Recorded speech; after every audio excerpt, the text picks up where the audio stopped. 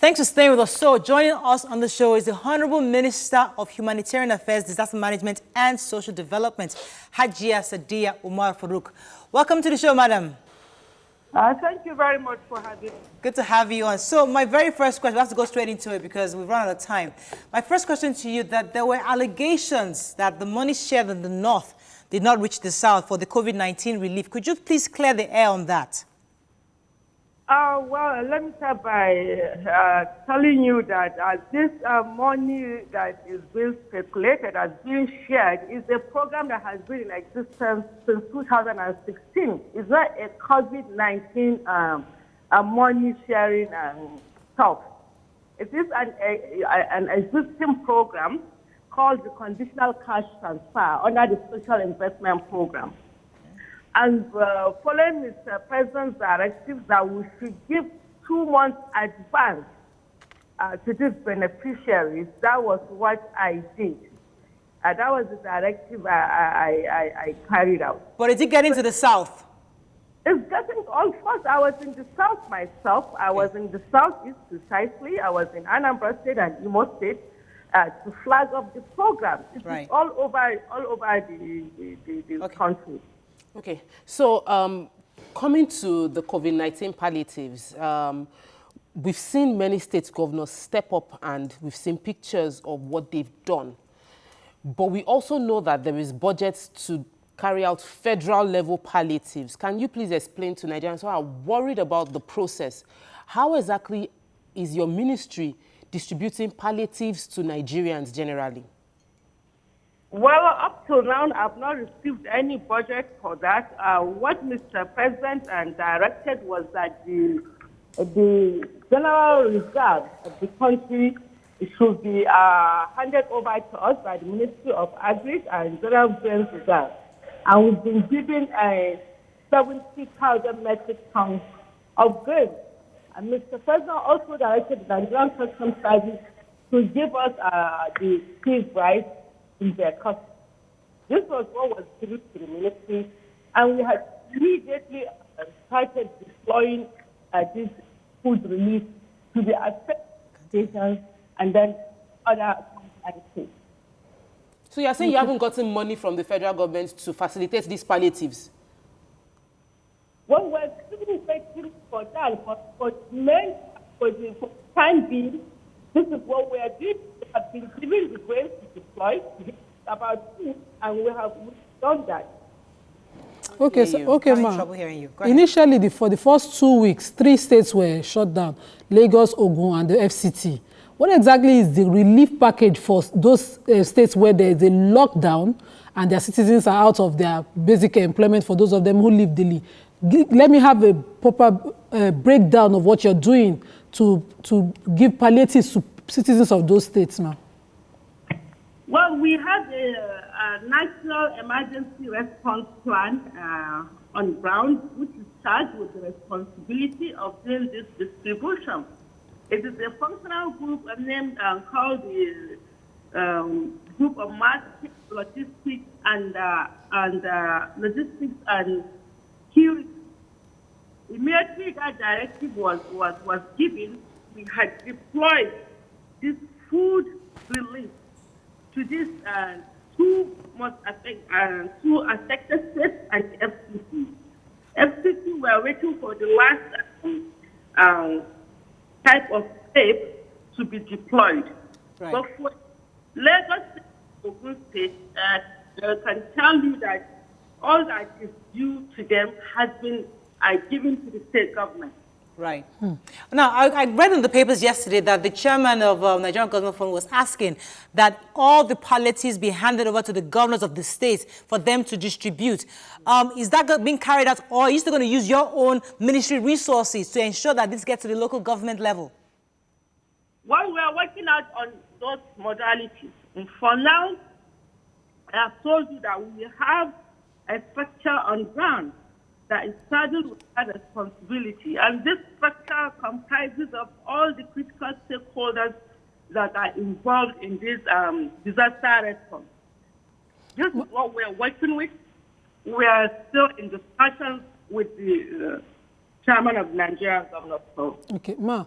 what are you putting in place to prevent leakages? Because it's possible that, it's impossible that you come and do this by yourself across all the states. What are you putting in place to ensure that, corruption and leakages where these things will be diverted are clogged or curbed? That is why we have the security complexes of this distribution pattern. So relief package for targeted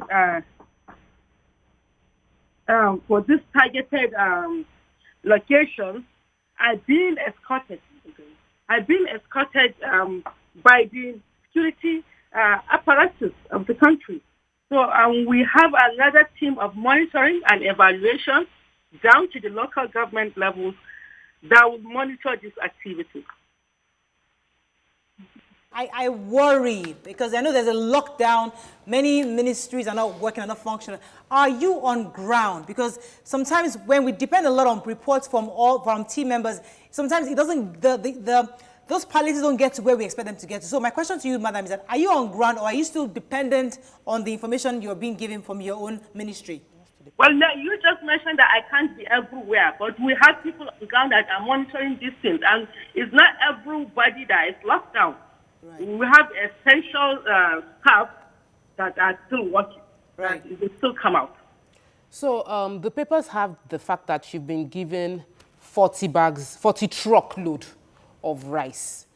And we want you to explain how you've shared it and how do you intend to get this, are you handing it over to the state governors and leaving it? Because I know that they say rice will be taken to Ebonyi and Imo, and I didn't see, and then 20 trucks to Lagos. Are you giving the rice to the government, the governor, to share it? Or do you intend to use your ministry apparatus to share it to people that are needy? Two is the fact that Lagos and Ogun were not captured in the original SIP beneficiaries because that wasn't the core areas. And now I hear you are registering people afresh within Ogun State and Lagos. How can people who want to register to become beneficiaries of the conditional cash transfer register now? So those are the two questions, ma'am. Many questions. Let me answer one because I didn't get the other one. I told you that this is a structure that we're using, including the state government down to the local government. It's not just my ministry staff that are doing this thing. Even security agencies, civil defense, the police, the SSS, the ministry, and then ICPC. Everybody is involved in this distribution. And you cannot go to a state without informing the state government. It's just not possible, even if you are going to do it. So state government is involved. It's part of the structure that we have on ground that we're using. We commend you, ma. On the issue of the SIPs and conditional cash transfer, yes, unfortunately, Lagos and Ogun have not enrolled into the program. But with this COVID-19 now, I had to go and discuss with the state government. There were issues before, and now we have resolved those issues, and our team have moved into these areas to start training the personnel that will go and do this data capturing. Right. For them, we hope that by the next round payment, Ogun and Lagos would have been enrolled. We must commend you, ma. Most of those affected by the lockdown also are Empower workers that were under your Empower scheme. A lot of reports are flying around that they've not been paid for March, for some even February. What are you doing to look into that, ma? For February, it's not too much. Yes, we have some bureaucratic issues around. I know that I have approved payment about 2.5 weeks ago. But I assure you that before the end of this week, I was informed that payment has already started yesterday. Now, the closed borders obviously would affect food and resources getting to the IDP camps. What are you doing to ensure? We know that the presidency had commissioned pilots to get into them. But what are you doing to ensure that all the IDP camps are properly well fed at this time? The IDP camps are our first priority. Immediately there was this a lockdown, we have deployed this food relief, 2 months food relief to this official IDP camp. Right. And for the other IDP camps, we are also taking this intervention to them. We have started, so they are our priority, and we have already carried out. Just to go back to the N-Power question, so you're telling us that by March, hopefully before the end of April, they'll be paid their March salary, because many people have called us on this N-Power issue. Just to clarify. Some people have started seeing alert. If not before the end of the week, everyone will be paid. Fantastic. Yes, talk about any questions. Okay. So I wanted to quickly just throw in this one. Most of what you've explained to us have been prior to COVID-19. But upon COVID-19, the president has locked down 3 states for 2 weeks now. And while we understand that maybe we didn't plan for this, it happened on us, what can you say categorically will be done to alleviate the hardship people are having to face in Lagos, Ogun, and Abuja? What would your ministry do specifically to alleviate that hardship they are going through now? That's what I said. All the things I said, they are not prior to COVID-19. I've told you that we were directed by the president, and we had carried out that directive. So I don't know which one you're talking about.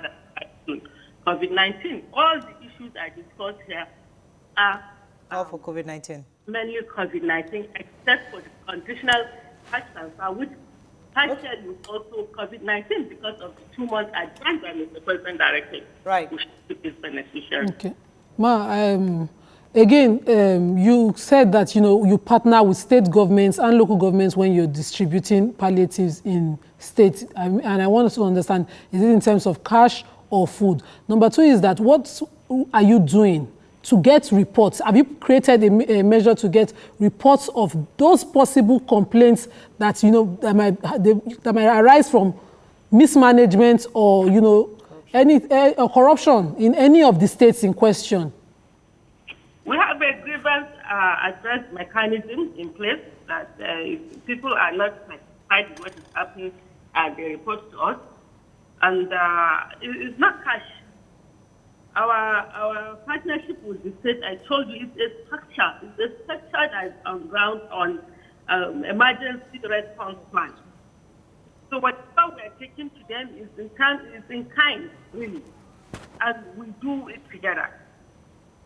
Okay, so finally, what other units are you partnering with? Because this is a hard work. I mean, I must honestly admit that this is not going to be easy, especially because a lot is dependent on you, your ministry, to ensuring that Nigerians are well fed and okay at this time.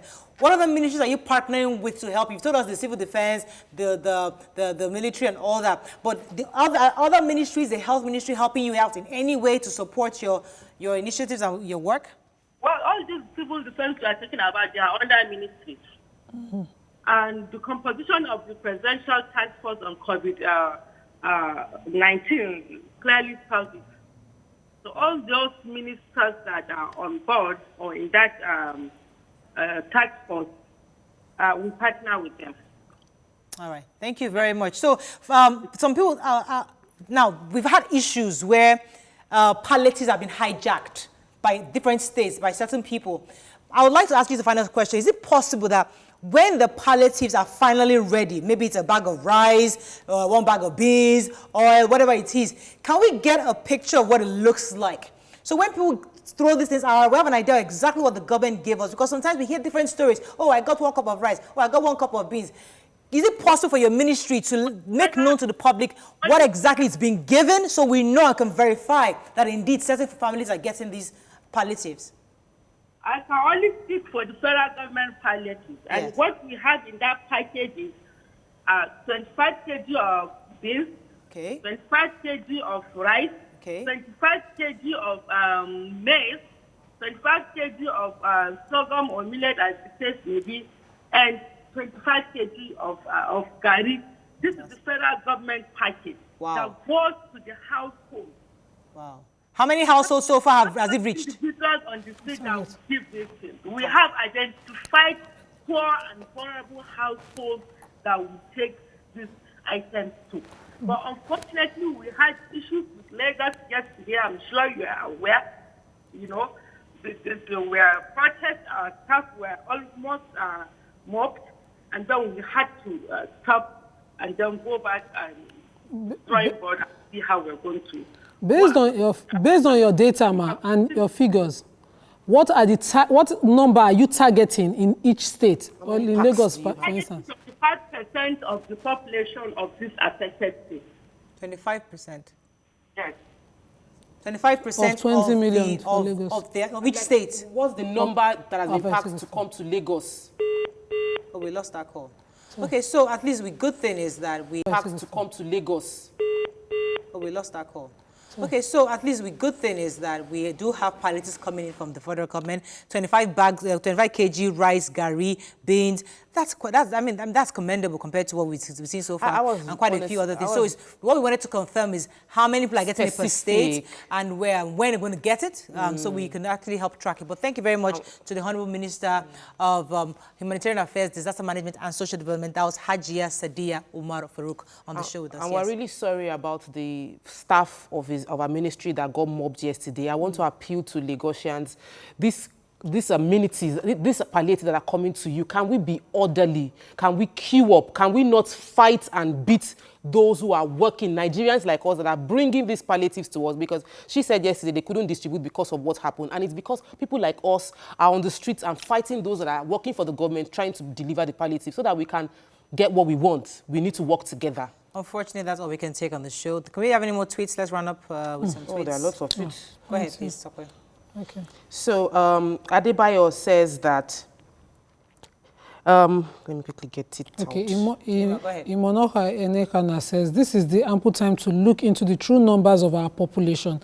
This is pivotal for ministries of national planning and budget and Population Commission to work together to draw up a roadmap to reevaluate and appropriate palliatives for situations as this. So Mr. Adebayo says, we call on the government to provide everything for us, but yet contribute little or nothing to the pulse of the state. Are we not part of the problem? We can't always point fingers without looking at ourselves. As stakeholders, we are all in this together. He also mentioned our mental state will not be the same, and the way we view small things in life will be impacted. We will learn more to appreciate our ability to move about at will, eat at our convenience, and do things we love when we choose. Right. Okay, those asking for Empower, about 3 of them, let me just summarize with this particular one. Ismail Yusuf says, please, in case you reach her, ask why the Empower volunteers have not been paid for the month. And she's explained that they've been paid for February and March has started, they've commenced payment for March. I think we should be a bit patient with the system. Okay, that's all we can take on the show. Thanks for joining us. Tomorrow is another day. Have a fabulous day. Bye-bye for now.